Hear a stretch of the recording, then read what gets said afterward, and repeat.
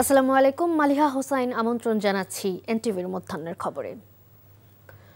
নতুন আইনের মাধ্যমে মাইক্রো ক্রেডিট নামে একটি ব্যাংক প্রতিষ্ঠা করা হবে জানিয়ে প্রধান উপদেষ্টা অধ্যাপক ডক্টর মোহাম্মদ ইউনূস বলেছেন, তরুণ উদ্যোক্তাদের বিনিয়োগে সহায়তা করবে ব্যাংকটি। সকালে রাজধানীর আগারগাঁওয়ে মাইক্রো ক্রেডিট রেগুলেটরি অথরিটির নতুন ভবন উদ্বোধনকালে তিনি একথা বলেন। একই সঙ্গে তিনি জানান, মাইক্রো ক্রেডিট অনেক বেড়ে যাওয়ার প্রেক্ষিতে মাইক্রো ক্রেডিট রেগুলেটরি অথরিটি করা হয়েছিল। পৃথিবীর যেই দেশে মাইক্রো ক্রেডিট আছে সেখানেই রেগুলেটরিতে সমস্যা হয় জানিয়ে অধ্যাপক ইউনূস বলেন, সে কারণেই রেগুলেটরির ব্যাংক করা প্রয়োজন। বলেন, মাইক্রো ক্রেডিটই প্রকৃত ব্যাংক, যা জামানত ছাড়া মানুষের বিশ্বাসের উপর প্রতিষ্ঠিত। যে দেশেই মাইক্রো ক্রেডিট হয় সে দেশেই প্রবলেম হয় রেগুলেশন, কারণ এটা সেন্ট্রাল ব্যাংকের কোনো ব্যাংকিং নিয়মের মধ্যে পড়ে না, এক্সিস্টিং ব্যাংকিং নিয়ম। বহু দেশ সেটা অনুসরণ করেছে, তারা যেহেতু দেখছে যে এটা বড় হচ্ছে, এটাকে সামাল দিতে হবে। কাজে এটা মাইক্রো ক্রেডিট রেগুলেটরি অথরিটি শুধু যে বাংলাদেশের জন্য কাজ করেছে তা না, এটা আন্তর্জাতিকভাবে অনেক দেশের সহায়ক হয়েছে, সাহায্য করেছে যে জিনিসটা করে দেওয়ার জন্য। তো সেটার জন্য আমি অভিনন্দন জানাচ্ছি মাইক্রো ক্রেডিট রেগুলেটরি অথরিটিকে, যেটা পৃথিবীতে একটা দৃষ্টান্ত স্থাপন করার জন্য। ইশরাক হোসেনকে মেয়রের দায়িত্ব দেওয়ার দাবিতে সচিবালয় এলাকায় বিক্ষোভ করছেন তার সমর্থকরা। সেখানে আছেন আমাদের সহকর্মী কায়কোবাদ মাহমুদ। আমরা সরাসরি চলে যাচ্ছি তার কাছে। কায়কোবাদ, বিক্ষোভ কর্মসূচিতে কি বলছেন ইশরাকের সমর্থকরা, আর সেখানকার সর্বশেষ অবস্থা জানাবেন আমাদের।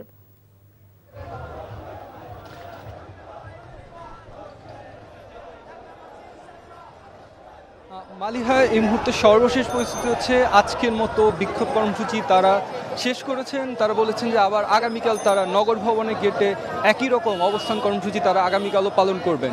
আর আজকের কর্মসূচির কথা যদি আমি বলি, তারা সকাল থেকেই কিন্তু ইশরাক হোসেনকে মেয়রের দায়িত্ব বুঝিয়ে দেওয়ার দাবিতে কিন্তু তারা এসে অবস্থান গ্রহণ করেন। বৃহস্পতিবার কিন্তু তারা বলেছিল যে তারা একটা বিক্ষোভ মিছিল করবে, সে অনুযায়ী কিন্তু আজকে সকাল থেকে তারা 10টা থেকে কিন্তু অবস্থান নিতে থাকে নগর ভবনের গেটে।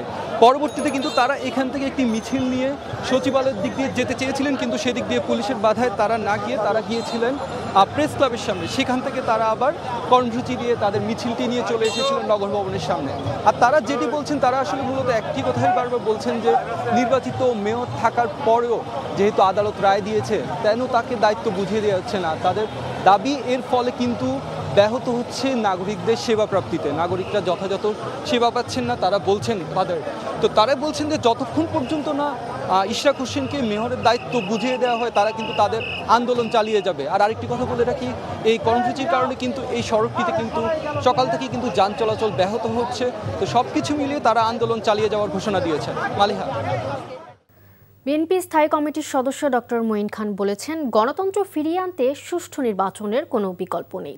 একই সঙ্গে তিনি বলেছেন, প্রতিহিংসার রাজনীতি নয়, শান্তিপূর্ণ দেশ গঠনে কাজ করছে বিএনপি। শহীদ প্রেসিডেন্ট জিয়াউর রহমানের মাজার জিয়ারত শেষে তিনি এসব কথা বলেন।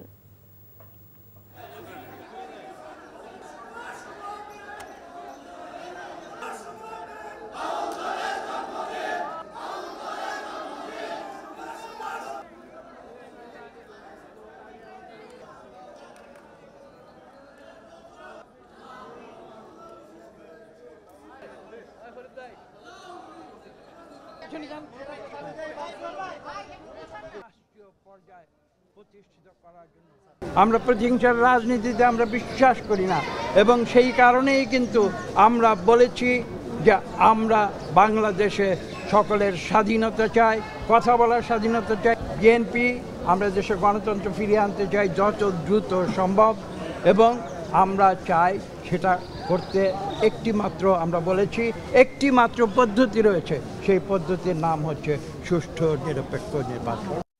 তারুণ্যের রাজনৈতিক অধিকার প্রতিষ্ঠার লক্ষ্যে খুলনার ঐতিহাসিক সার্কিট হাউস মাঠে বিএনপির তারুণ্যের মহাসমাবেশ আজ। গণতন্ত্র পুনরুদ্ধারের আন্দোলনের ধারাবাহিকতায় দেশের তরুণদের শক্তিকে কাজে লাগাতে খুলনা ও বরিশাল বিভাগের সমন্বয়ে তারুণ্যের সমাবেশ আয়োজন করেছে যুবদল, স্বেচ্ছাসেবক দল ও ছাত্রদল। এই সমাবেশ ঘিরে খুলনা জুড়ে বিরাজ করছে উৎসবের আমেজ। তারুণ্যের সমাবেশে প্রধান অতিথি থাকবেন বিএনপির স্থায়ী কমিটির সদস্য সালাউদ্দিন আহমেদ। সমাবেশে যুবদল, স্বেচ্ছাসেবক দল ও ছাত্রদলের কেন্দ্রীয় নেতারা ছাড়াও স্থানীয় নেতৃবৃন্দ বক্তব্য রাখবেন। আর কয়েক সপ্তাহ পরেই কোরবানি ঈদ। দেশের দ্বিতীয় বৃহত্তম কাঁচা চামড়ার মার্কেট নাটোরের ব্যবসায়ীরা তাদের প্রস্তুতি শেষ করলেও হঠাৎ লবণের মূল্য বৃদ্ধি এবং গরুর চামড়ার ভাইরাস ব্যবসায়ীদের কপালে ফেলেছে চিন্তার ভাঁজ। ভাইরাসের কারণে কেজি দরে বিক্রি করতে হচ্ছে লবণজাত চামড়া। মাত্রাতিরিক্ত ফিড খাওয়ানোর কারণে পার্শ্ব প্রতিক্রিয়ায় গরুর চামড়ায় এমনটি হচ্ছে বলে অভিমত ব্যবসায়ীদের। নাটোর থেকে হালিম খানের পাঠানো রিপোর্ট। দেশে এবার পর্যাপ্ত লবণ উৎপাদন হওয়ায় চাষিদের স্বার্থে লবণ আমদানি না করার সিদ্ধান্ত নিয়েছে সরকার। আর এই সুযোগে অপরিশোধিত লবণের দাম কেজিতে 5 টাকা বাড়িয়ে দিয়েছে ব্যবসায়ীরা। এর সরাসরি প্রভাব পড়ছে চামড়া শিল্পে। 10 টাকা কেজির লবণ 15 টাকায় কিনে চামড়ায় ব্যবহার করায় বাড়ছে খরচ। এতে উদ্বিগ্ন হয়ে পড়েছেন দেশের দ্বিতীয় বৃহত্তম কাঁচা চামড়ার মার্কেট নাটোরের ব্যবসায়ীরা। এর সাথে যোগ হয়েছে গরুর চামড়ার ভাইরাস।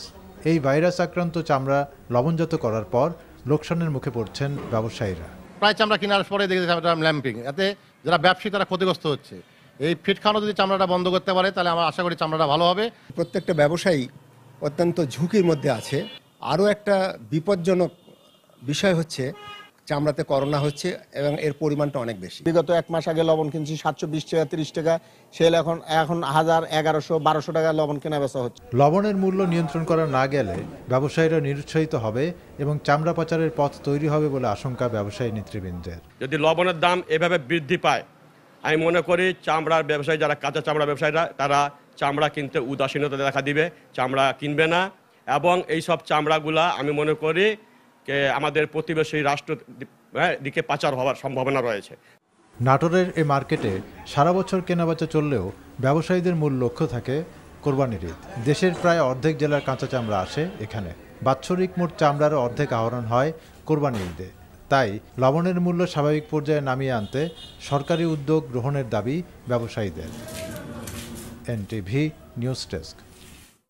এই ছিল মধ্যাহ্নের খবর। এই খবরের ভিডিও সহ আপডেট জানতে ভিজিট করুন এনটিভি অনলাইন www.ntvbd.com। এছাড়াও এনটিভির জনপ্রিয় সব অনুষ্ঠান ও খবরের আপডেট জানতে ভিজিট করুন আমাদের ইউটিউব ও ভেরিফাইড ফেসবুক পেজ। 2টায় দুপুরের খবর দেখার আমন্ত্রণ রইল। ধন্যবাদ সবাইকে।